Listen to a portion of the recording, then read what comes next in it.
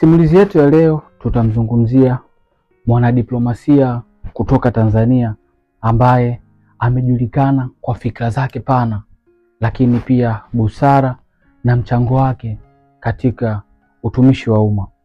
Alilijenga jina hili si tu kwa kazi alizokuwa akizifanya za diplomasia, lakini pia kwa maandishi na nukuu zake na makala zake ambazo zimekuwa zikipatikana katika mitandao ya kijamii.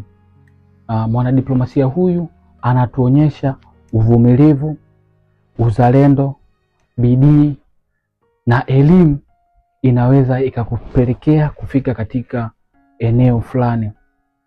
Somo la uvumilivu kwa vijana ndio tutakwenda kuangazia, lakini namna ambavyo bidii, juhudi, lakini pia riziki ambazo Mungu anaweza akatoa. Hapa namuongelea Mheshimiwa Balozi Togolani Idris Mavura ambaye safari yake ilianza kama vijana wengi wa Tanzania, akiwa na ndoto kubwa ya kulitumikia taifa lake kupitia elimu, nidhamu na kujifunza kutoka kwa viongozi waliomtangulia. Alijenga msingi imara wa taaluma katika utawala, sera na diplomasia, huku safari yake ya elimu ikianzia katika shule ya msingi Forodhani jijini Dar es Salaam. Safari yake ya elimu ilimfikisha hadi chuo kikuu cha Dar es Salaam ambapo alisomea masomo ya sayansi ya siasa, na hapa alibahatika kuwa mwenyekiti wa vijana wa Umoja wa Mataifa, yani Youth of the United Nations. Na hapa siku moja alibahatika kutoa hotuba katika sherehe za Umoja wa Mataifa mbele ya aliyekuwa waziri wa mambo ya nje kwa kipindi hicho, Mheshimiwa Jakaya Mrisho Kikwete, na kuvutiwa sana na hotuba aliyotoa Togolani Mavura, hivyo kumwelekeza atakapomaliza basi amtafute. Haikuwa rahisi kama alivyoambiwa hapo awali akimaliza chuo amtafute, kutokana na majukumu aliyokuwa nayo ya kuwa rais wa Jamhuri ya Muungano wa Tanzania. Hakuweza kumfikia kabisa. Baada ya kumaliza chuo kikuu, Togolani aliingia katika utumishi wa serikali ya Tanzania. Katika hatua hii alifanya kazi katika maeneo mbalimbali yanayohusiana na uchambuzi wa sera, mawasiliano ya serikali na uandishi wa hotuba. Uwezo wake mkubwa wa kuandika na kuchambua mambo ulimfanya atambulike haraka katika mfumo wa serikali. Moja ya hotuba yake kubwa katika kazi yake ilikuwa ni kufanya kazi karibu na Mheshimiwa Jakaya Mrisho Kikwete aliyekuwa rais wa Tanzania kuanzia mwaka 2005 hadi 2015. Katika kipindi hiki alikuwa sehemu ya timu ya mawasiliano ya Ikulu. Alijihusisha na uandishi wa hotuba za Mheshimiwa Rais. Alipata uzoefu mkubwa katika diplomasia na siasa za kimataifa.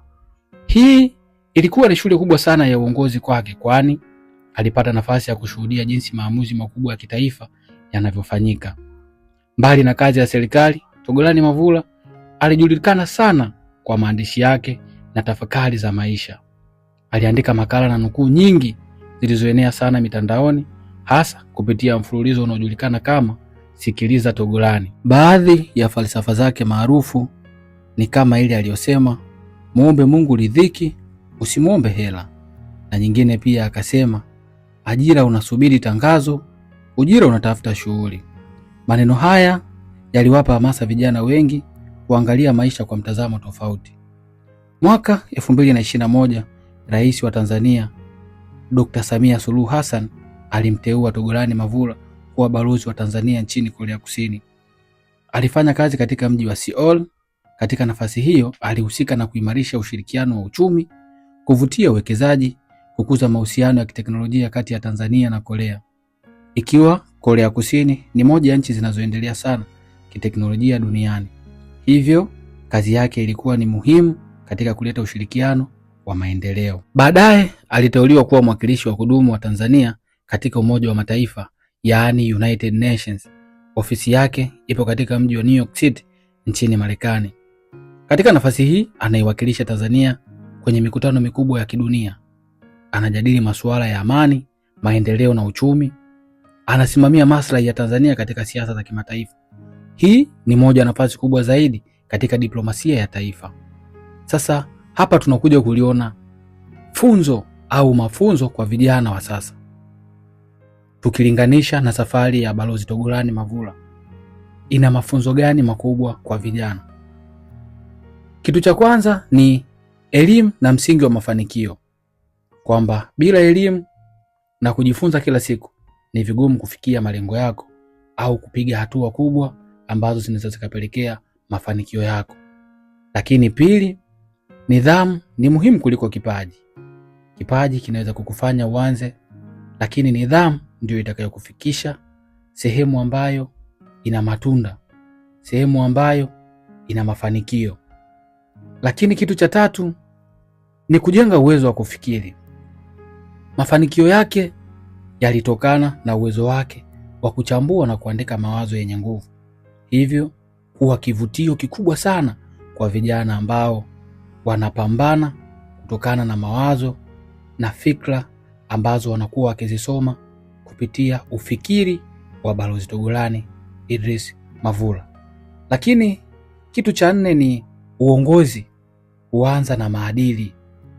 Heshima, unyenyekevu na uadilifu vilimsaidia kupata nafasi kubwa sana katika serikali ya Tanzania. Balozi Togolani Mavula amekuwa ni mfano wa kuigwa kwa vijana wengi wa Kitanzania kutokana na bidii yake, uvumilivu, uadilifu wake pamoja na utendaji wake wa kazi.